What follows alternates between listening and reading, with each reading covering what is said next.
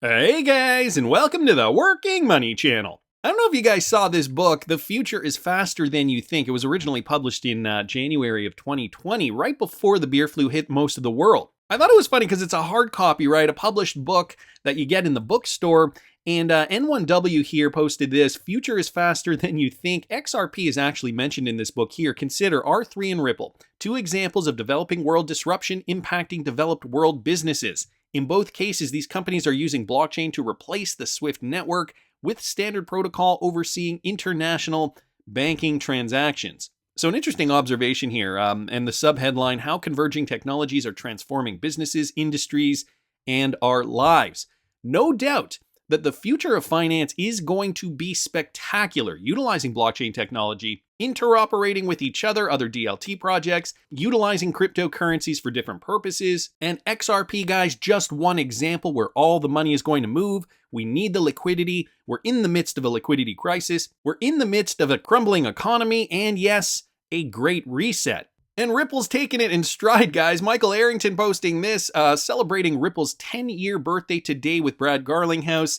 And Brad here is looking like a DJ who's just about to drop the beat. Wow. Here's another one that looks a little more professional. Brad Garlinghouse celebrating Ripple's 10-year anniversary at our all hands today. Thankful every day for this incredible team and the privilege to be Ripple's CEO. So a couple more pictures here, just to kind of keep it on a lighter note. There's a nice group photo. We got David Schwartz, Monica Long, Brad Garlinghouse over here, and is that Stuart Alderati? 10 years old. Ripple celebrating their 10-year anniversary, and wow, much has occurred in the last 10 years. The XRPL has been growing and growing, and projects like the Flare Network, for example, utilizing and incorporating the technology. Michael Branch here posting this with regards to the Flare Network and the FLR airdrop for XRP hodlers. Well, one of the biggest crypto exchanges, Crypto.com, they have now reiterated support for the Flare airdrop, guys, for XRP hodlers. So if you guys did custody on Crypto.com, you are in the clear. Popular cryptocurrency trading platform Crypto.com has reiterated it will be distributing Flare Network tokens to XRP hodlers nearly 2 years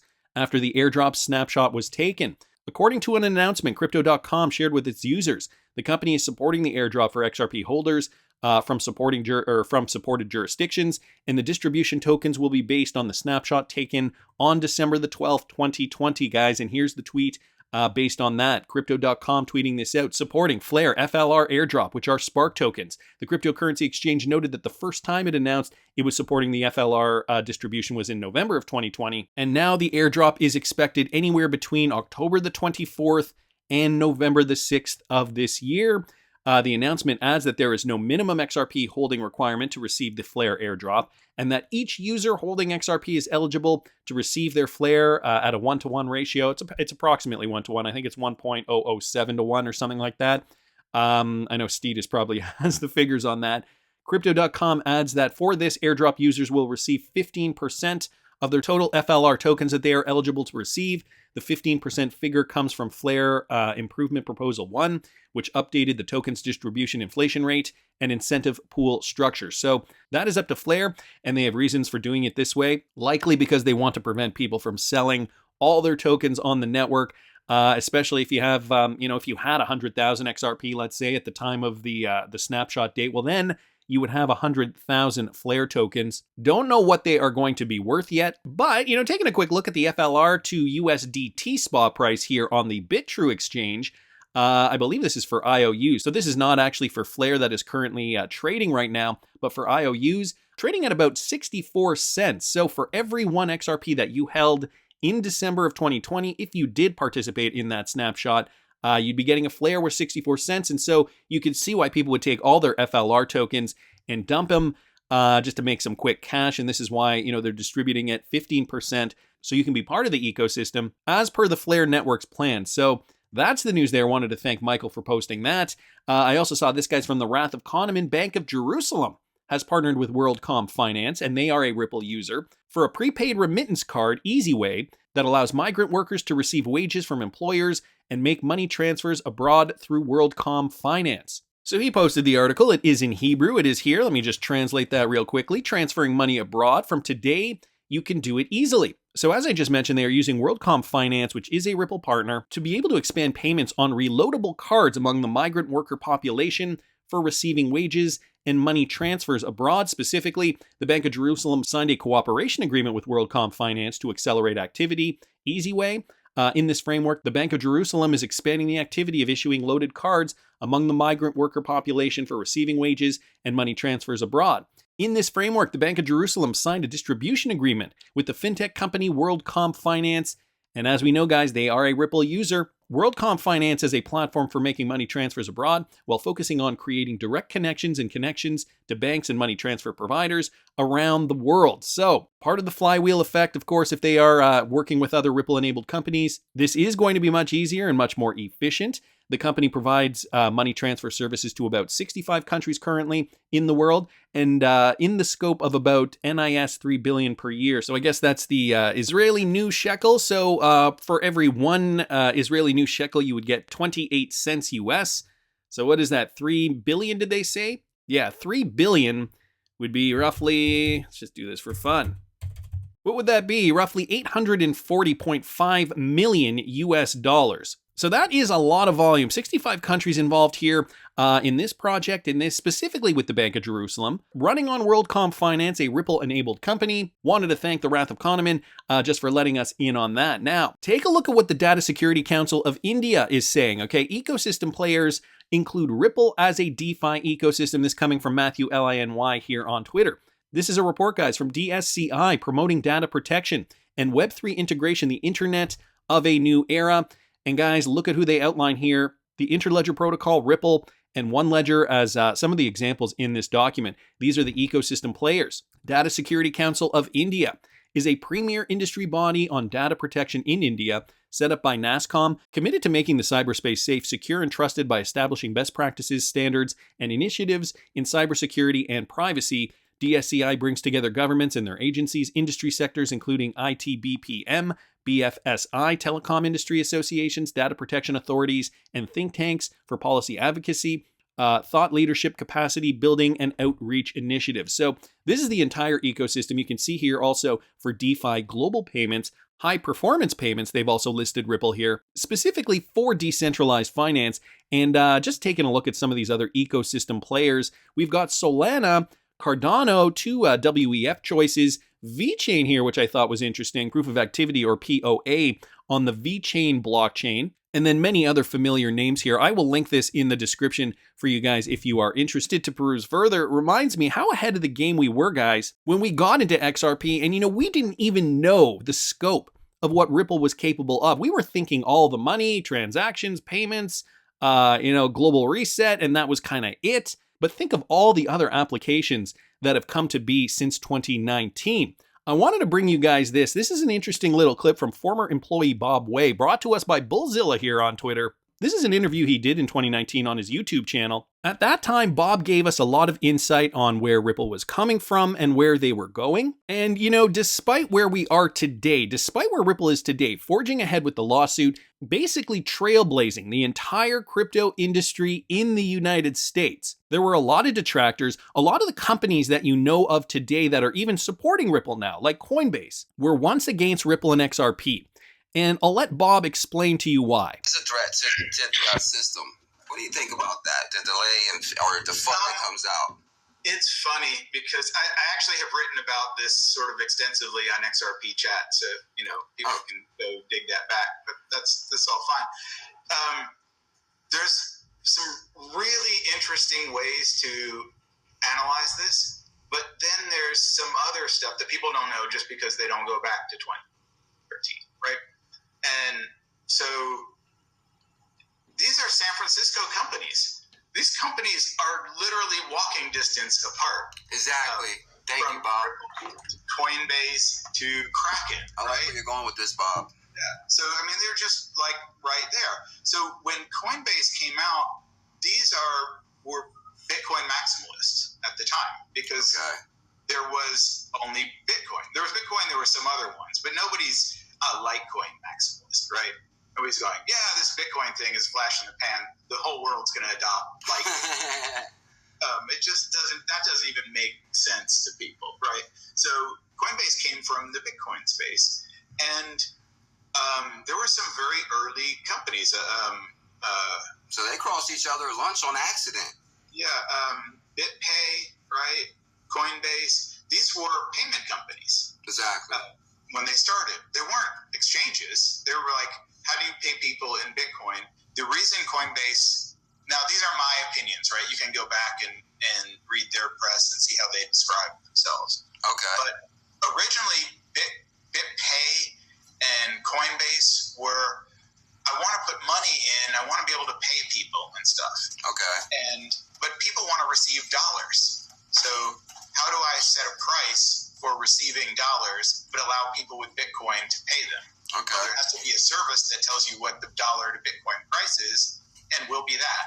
And if they could make a spread and they could deliver the money and they can deal with the money transmission rules and they could deal with all that, there's a lot of money to be made. Now, what's a threat to that? Well, the rippling system itself, the part we don't all talk about, is exactly that, right? It completely, if you have that implemented, it's absolutely a threat to it's a secondary payment system that could replace the other payment system. So there was always a rivalry. At Ripple, everybody wanted the Coinbase guys to come on the Ripple network. They're open because we're a connection network. We want to connect everything together. Exactly. But from their side, they were much more competitive with Ripple because if you have their service, they also owned a lot of Bitcoin, right? Okay. That's what I mean is Bitcoin maximalists. They didn't come with empty pockets and just bring Exactly. It's a threat.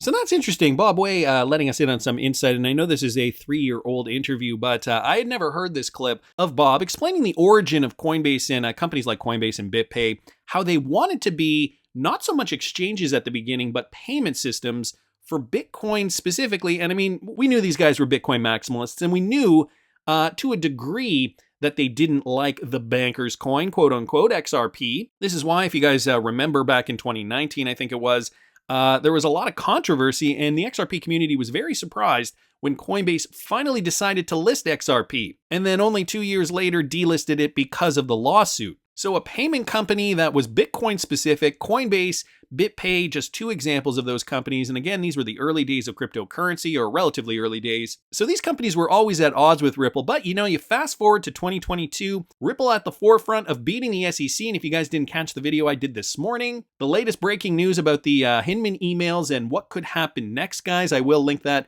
up here in the top right-hand corner for you. And not that I want to dwell on this too much, guys. And I mean, all joking aside, it does really spell out the journey that Ripple has gone through, as represented by Brad Garlinghouse. Again, the bearable guy riddles in chronological order.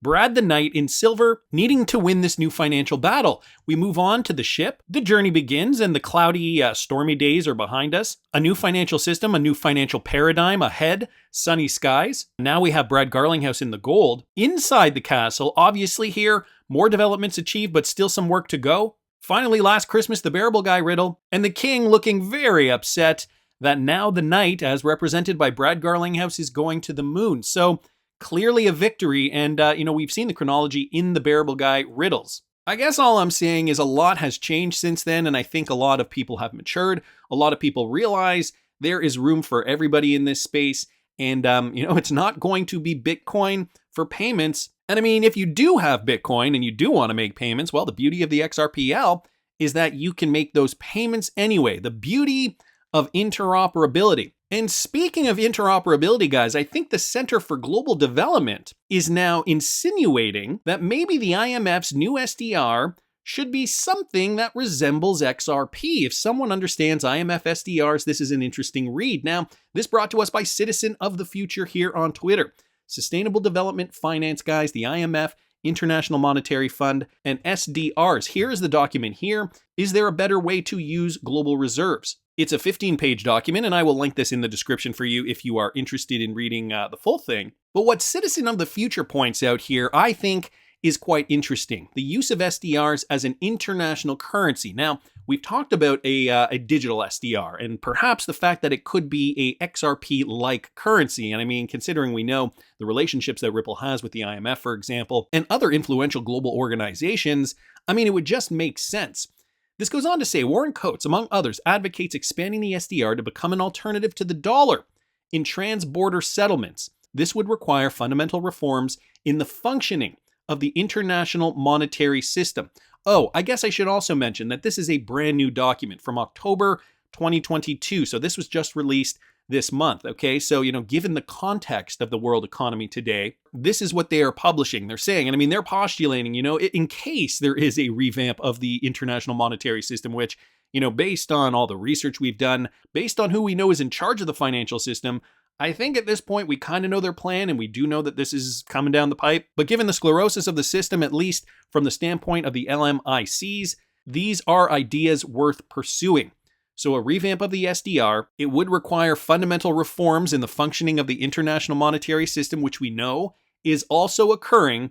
And then there was this, guys, SDRs could provide a way to intermediate between global reserve pools and the vast financial capital pool to empower a just transition. So basically, an interoperable system that intermediates between global reserve pools. So reserves, right? The liquidity in these pools need to be tapped in the vast financial capital pool to empower a just transition, while recognizing the sovereignty of each country and manage its monetary reserves to its benefit. MDBs can use SDRs to transform a small part of the global pool of reserves into a public good that can support the transformation to a sustainable, resilient, and equitable global economy. The other interesting point they mention here is recognizing the sovereignty of each country. Currently, we know that the US dollar is the main global reserve currency, and this is not necessarily respecting the sovereignty of each country if this is an agnostic currency. And if there is a financial system overhaul, as they put it here, a reform in the functioning of the international monetary system. And we know there's one company that is already very cozy with the IMF. Need I remind you, the Singapore FinTech Festival, circa 2019. And some of the members in this photo, Christine Lagarde, when she was the head of the IMF, along with Ross Lecco here from the IMF as well. Standing over here to the right, Brad Garlinghouse of Ripple. And, I always look at this photo and I think to myself, do you see any other CEOs from any major cryptocurrency-related fintech companies in this photo? It's very hard to deny that the future of finance, guys, is not going to include XRP. And as per the Center for Global Development's document here, it sounds as though they are directly in line with what the IMF should be doing, essentially spelling it out, giving them the obvious decision to implement a sovereign cryptocurrency that can intermediate between global reserve pools and the vast financial capital pool to empower a transition, if we do indeed, and we know it's happening, experience the reform of an international monetary system. That's just my opinion, but I want to hear what you guys think. Please subscribe to the channel if you haven't already. Like the video if you like the content I'm providing. I always love hearing your comments. See you in the next one, guys.